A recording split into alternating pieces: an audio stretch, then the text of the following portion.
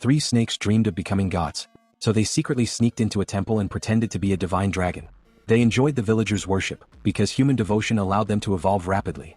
At that time the land was suffering from a severe drought. The villagers came to the temple every day, praying desperately for rain. One day the snakes were so hungry that their stomachs rumbled loudly. The villagers mistook the sound for thunder in the sky and hurried home, bringing out basins to collect rainwater. But no rain ever came.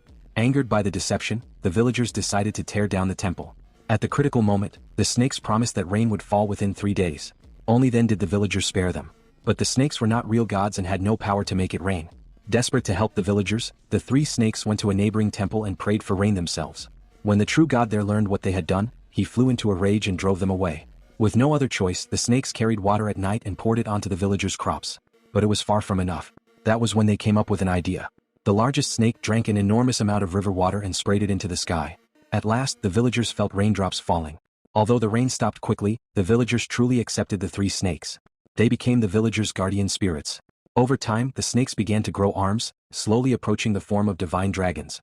Just as they were about to fully evolve, their actions were discovered by a real dragon god.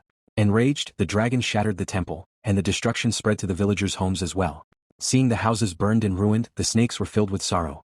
One of them stepped onto the riverbank and willingly accepted punishment.